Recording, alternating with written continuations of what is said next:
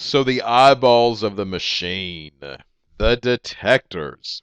And now we've talked about a TCD, which stands for what? Thermal conductivity detector. So here's a example of a chromatogram. You've seen me draw these over and over and over throughout these videos, but this chromatogram at the very bottom has proper units installed, and these are in terms of minutes. So it's always a time interval that's down here at the very bottom, right? So this time interval, it looks like methanol is coming off at 1.2 minutes, acetaldehyde's coming off at 1.4 minutes, ethanol is coming off at 1.5 minutes, isopropanol is coming off at around 1.9 minute. Acetone's coming off at 2.4 minute, and N-propanol is coming off at around 2.6 to 2.7 minutes. Okay, so this gives me an idea of how long these things are staying in the machine, right? I mean, that's what this is. And for that reason, we call this retention time. We're retaining those things back. And it takes some time for them to go in and out of the machine. Over here to the side, this is millivolt, and this is just the signal from a detector. And depending on the detector that's being used, this unit can change. Sometimes it's not millivoltage, sometimes it's something else, or megavolts, sometimes it's something else. All right, so whatever the case is, that's a traditional chromatogram, and all detectors will give you a chromatogram that looks like this, no matter what they do or how they do their job. All right, so we talked about TCD, which is thermal conductivity detector, and now we can talk about an FID detector. So F stands for flame, and the I stands for ionization, and the D, of course, stands for detector. So flame ionization detector, FID. And this FID is going to do a very specific job. All right, now FID is not universal. That's the problem here.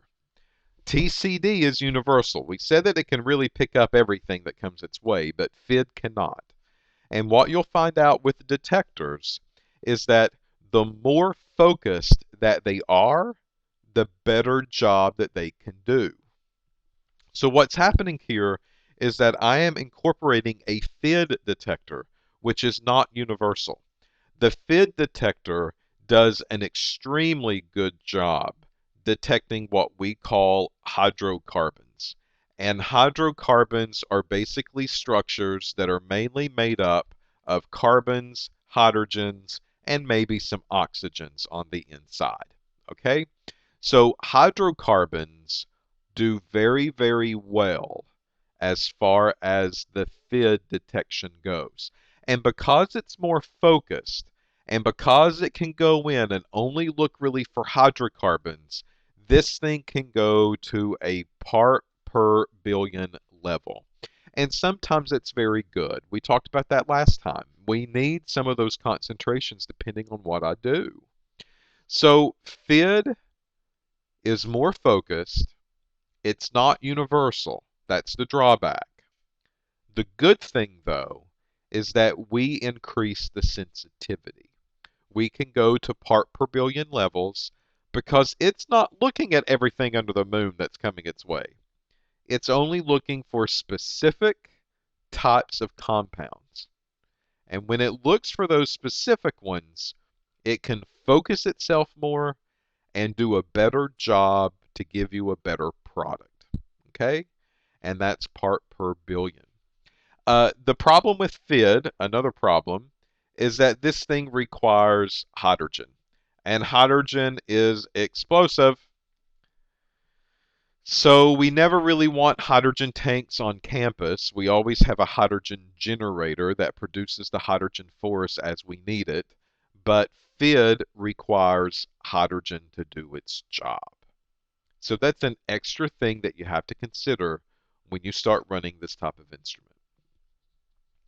Another type of detector that we can at least mention is called an ECD.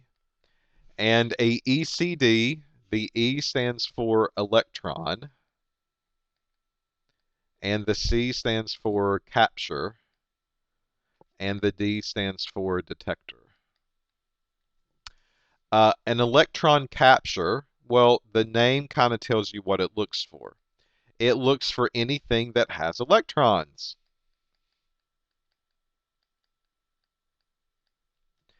Uh, some of these compounds that have electrons on them, all right, these are your halogenated compounds. Your chlorines, your bromines, your fluorines. Those do really well with ECD.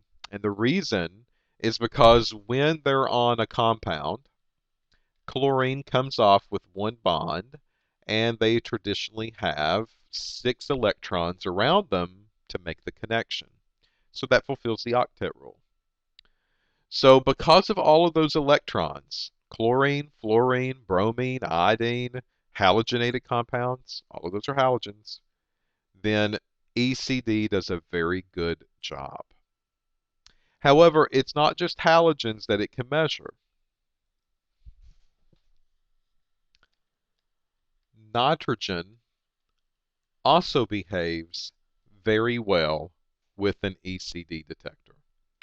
Now, if you go back and you take a look at that story with dioxins and polychlorinated biphenyls, those structures are loaded with halogens.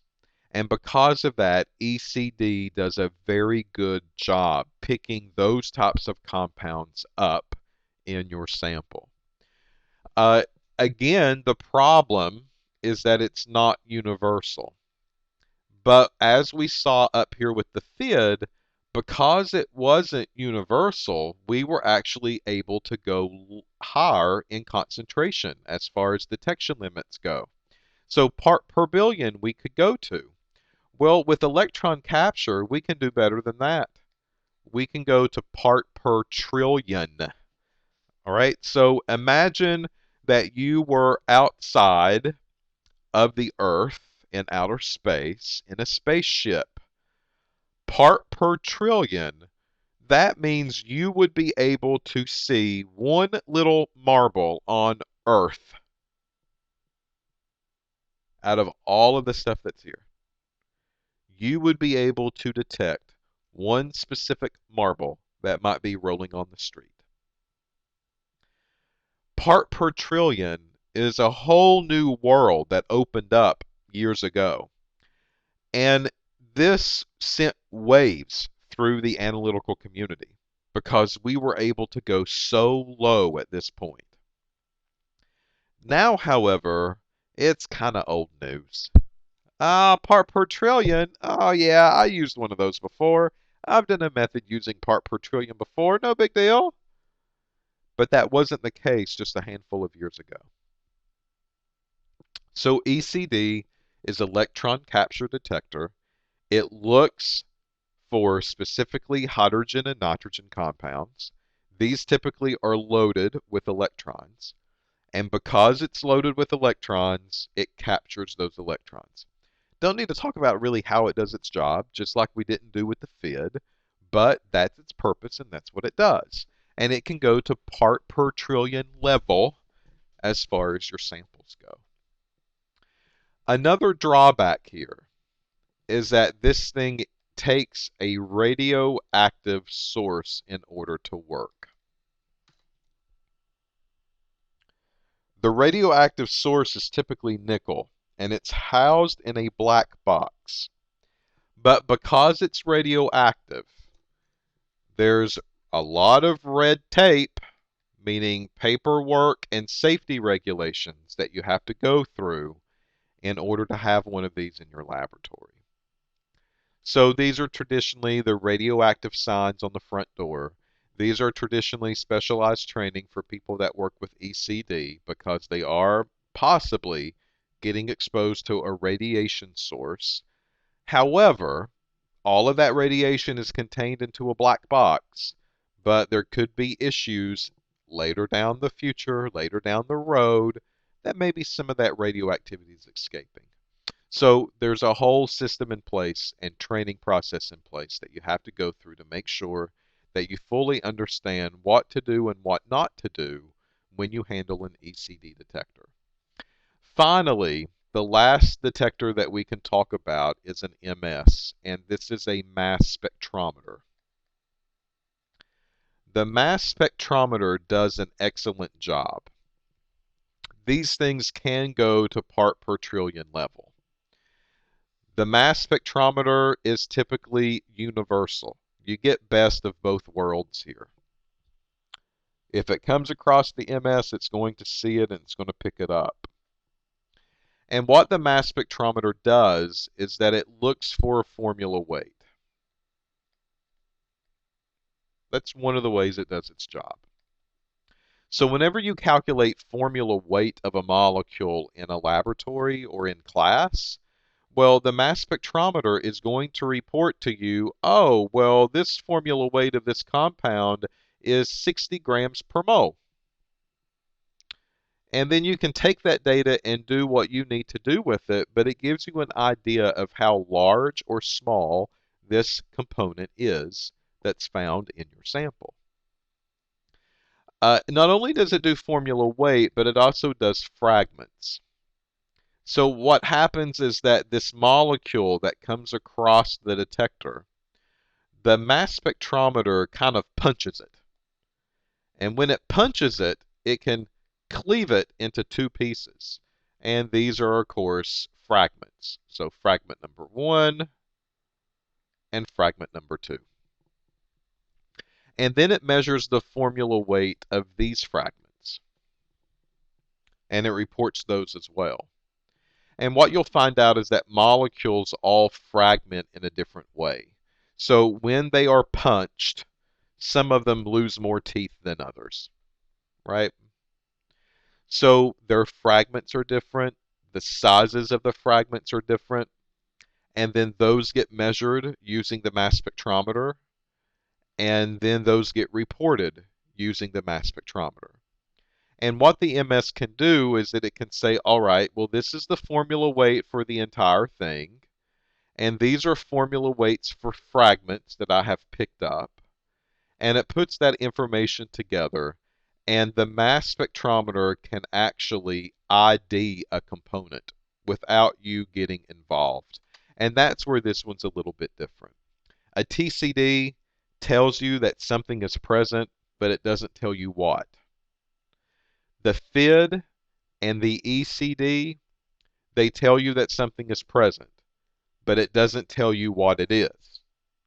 The mass spectrometer tells you that something is present, and then it goes one step further, and it says, this is what that compound is based on the formula weight and the fragmentation pattern that we have received from that particular molecule. So it makes my job very easy in a laboratory. It makes my job very easy to report what I found, and it's excellent for just qualitative analysis, not quantitative. If you just want to know what's there, what's present and what's not, then mass spectrometer does a very good job for you. So these are the 3 other detectors that I'm going to talk about, and that's it. There's more out there. We're not going to go into detail with them. We're not going to mention them. This is as much detail as we're going to get into these 3. So there's more to the story, but just to skim the surface, I think this is pretty good enough. All right, so now we've talked about the GC box, and we've talked about all pieces of the GC box itself. We've talked about the carrier gas that has to come into the machine, and we talked about the injector port that the sample is injected into. We've talked about the column now that separates my components from each other. That column is housed in an oven that controls the temperatures, and that column will eventually lead my component out of the machine and into the detector that sits up here at the top. And those detectors can be a number of different ones. So as a whole, we're now finished with the process of gas chromatography as far as the instrument goes. So in the upcoming videos, what we'll do now is try to figure out how to treat the data. What do I do with the data? What kind of things should I be looking for? How should I process the data? And I'll walk you through some of the Excel steps in order to do this properly. So we're done with pieces and parts, and now we're moving on to the data analysis portion.